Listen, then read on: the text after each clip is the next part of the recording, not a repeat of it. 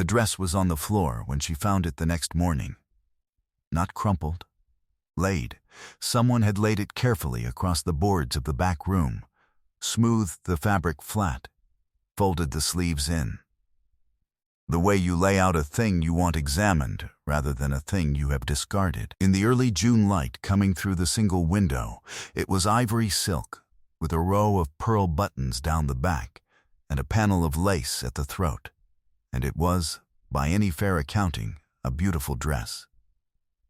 It was also, in its current state, not what it had been the night before.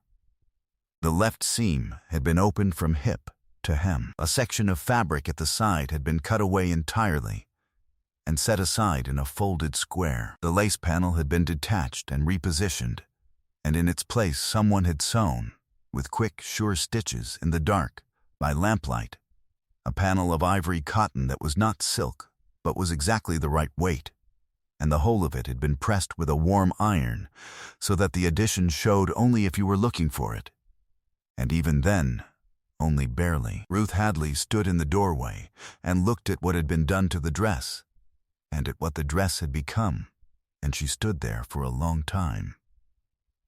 If you need a moment before this story goes any further, subscribe to this channel right now and drop the name of your city in the comments below. I want to see how far this travels tonight. Every name means everything. Stay with me. Because what happened in that back room the night before Ruth Hadley's wedding is a story about the difference between a dress that was made for a woman who didn't exist and a man who saw the one who did. And I promise you, by the end, you will understand every stitch.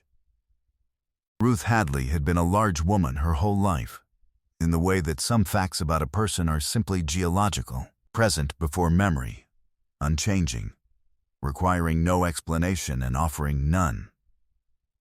She was 31 years old, and she had spent approximately 22 of those years receiving the world's assessment of this fact and making adjustments accordingly. Smaller portions at tables where she felt watched, careful choices of chair, the particular habit of entering rooms last and leaving early so that the business of her passage would be conducted with the fewest possible witnesses. She was not proud of these adjustments.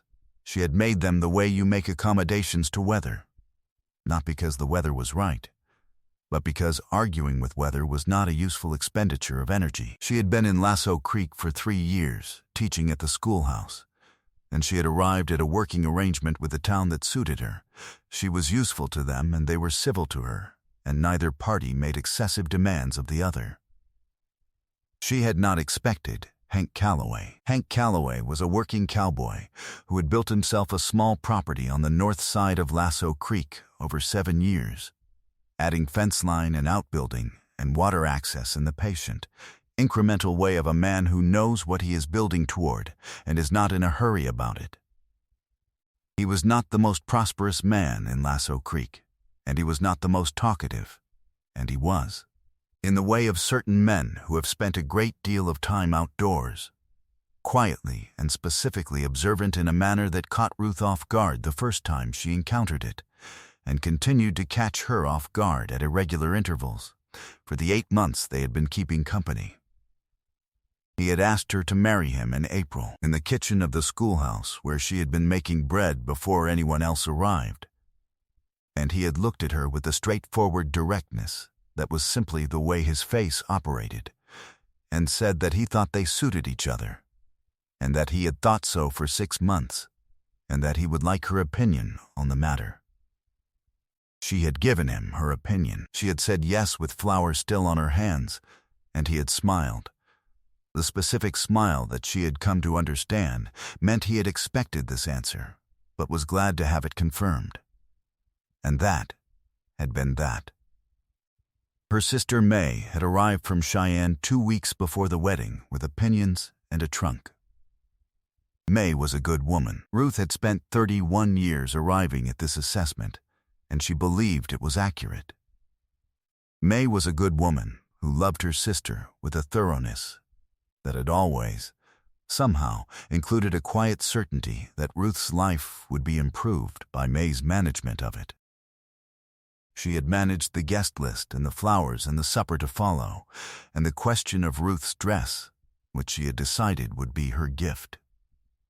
She had ordered it from a dressmaker in Cheyenne, a good one, she said, the best in the territory, and she had given the woman Ruth's measurements, which she had estimated from memory because she had not asked Ruth, which she had not mentioned to Ruth, which Ruth had not known until the dress arrived. The dress arrived on a Thursday, 4 days before the wedding. Ruth tried it on in May's room at the boarding house. It did not fit. Not slightly. It did not fit in the way that a thing does not fit when it was made for a body that is not yours, when the measurements were taken from someone's memory of you rather than from you, when the person who gave the measurements has been quietly, lovingly adjusting their picture of you for years in a direction you were not consulted about. The buttons at the back would not close. The bodice pulled. The silk strained across the shoulders in a way that made a sound she did not want to hear. May stood behind her and did not say anything for a moment. Then she said that surely the seamstress in Lasso Creek could alter it. Surely it was not so much work. Surely Ruth got out of the dress. She folded it over her arm. She said she would take it to Duddy Fenn in the morning. Dottie Fenn's shop was on the main street of Lasso Creek, and it smelled of sizing and cut cotton and the pleasant, specific industry of a woman who has been doing precise work for a long time. Ruth set the dress on the counter and explained what was needed, and Dottie Fenn looked at the dress and looked at Ruth and looked at the dress again, with the expression of a woman doing arithmetic that is not coming out favorably. 4 days, Dottie said.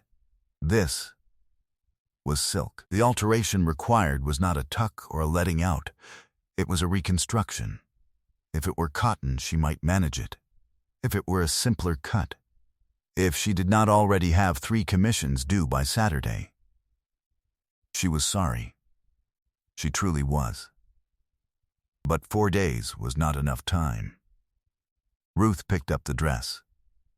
She said she understood.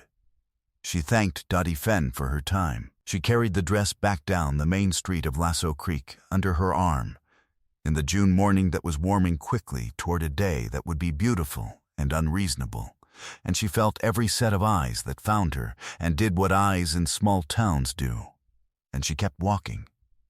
Because she had been keeping walking for 22 years, and she was not going to stop on a Thursday in June with a dress under her arm and a seamstress's assessment ringing in her ears. She kept her chin level and her stride even, and she walked back to the boarding house, and she went inside, and she sat down on the bed, and she put the dress beside her. She sat there for a while. May was not in the room. May had gone to arrange the flowers. Ruth sat on the bed with the dress and the dress's implications, and she was very still and very controlled, and she remained that way until she heard, through the wall of the boarding house, thin walls, the kind that carried, May's voice in the next room saying to someone that she had perhaps gotten the measurements slightly wrong, that she had thought Ruth was smaller than she was, that she had gone by how Ruth had looked at Christmas 2 years ago, and she did not know the woman May was saying this to, but she heard the woman's reply, which was a sound more than a word.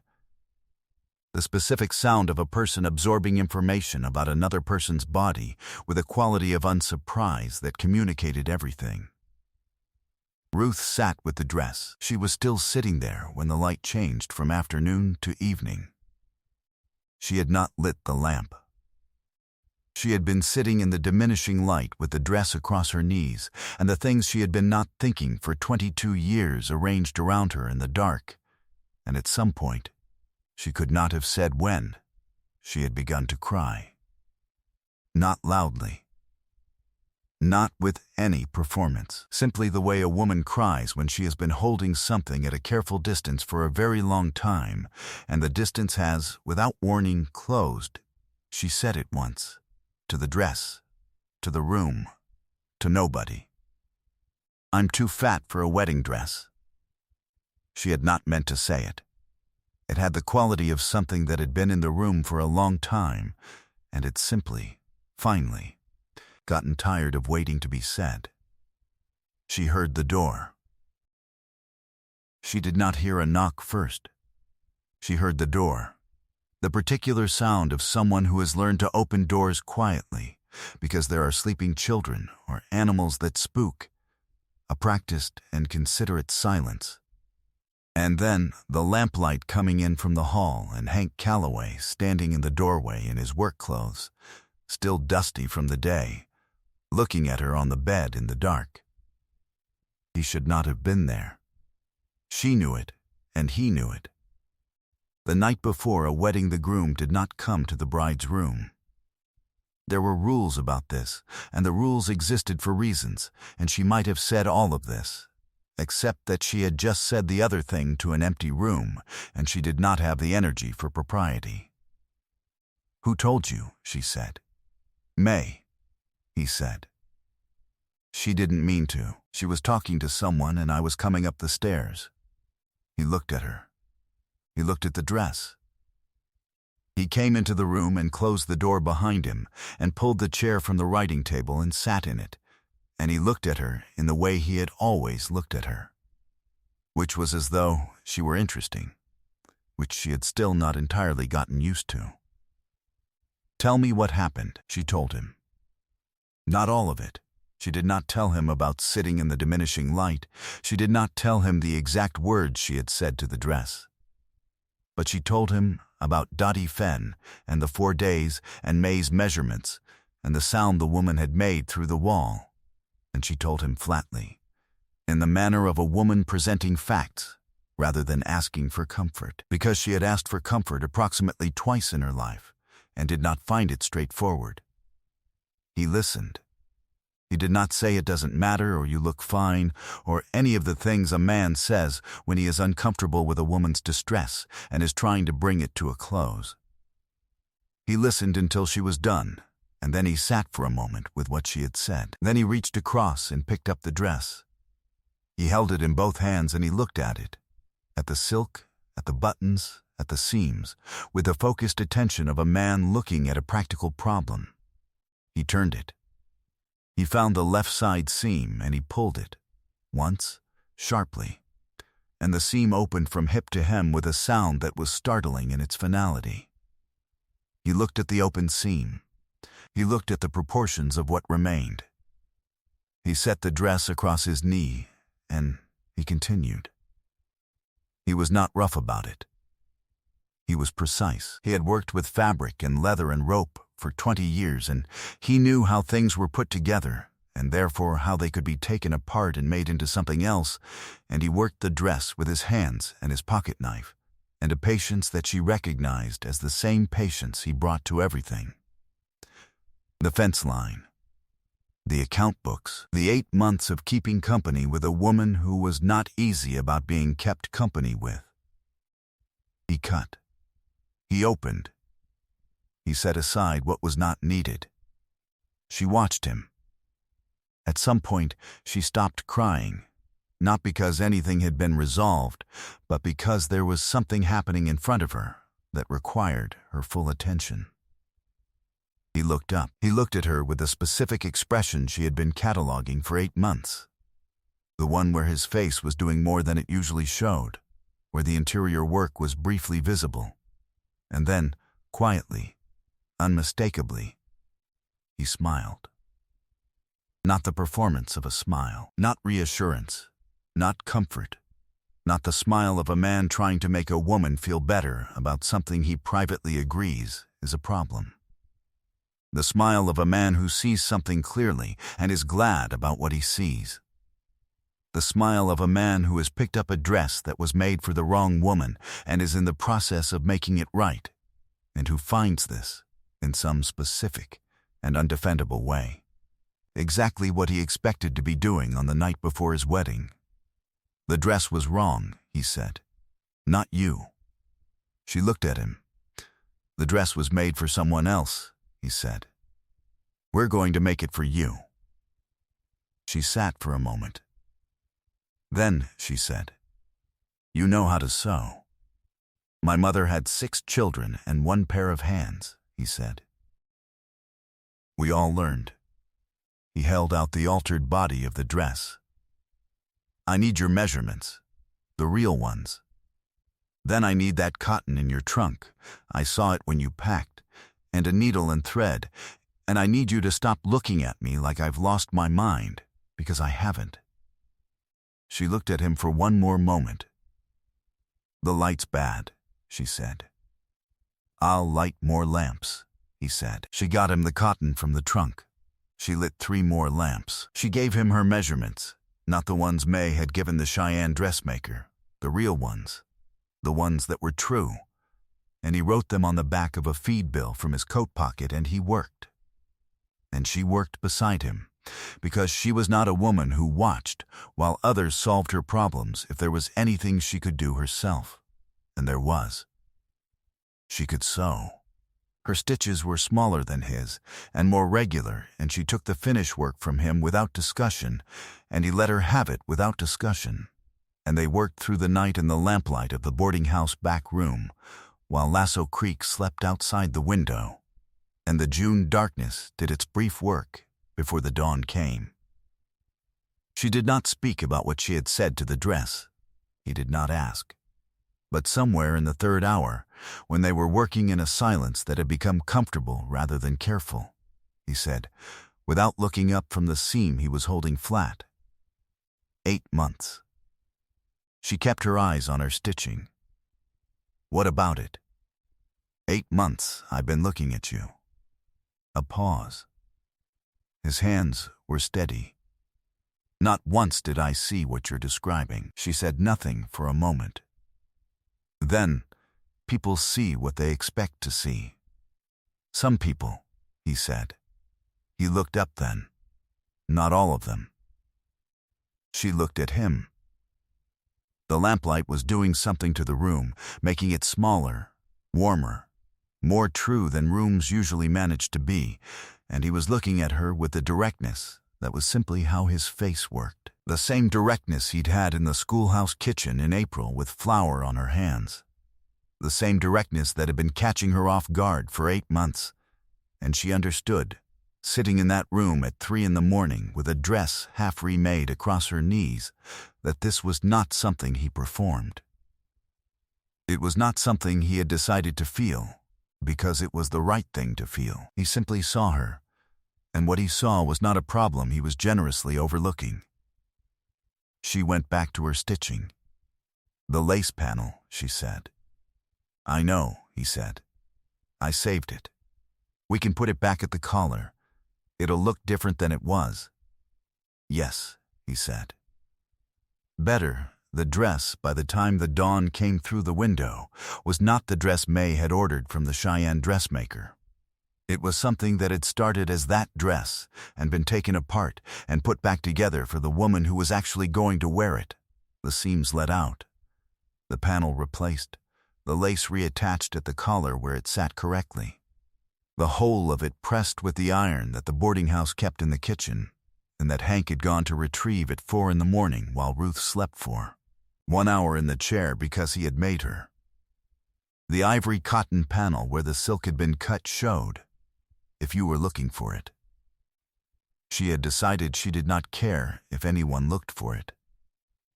She put it on in the morning.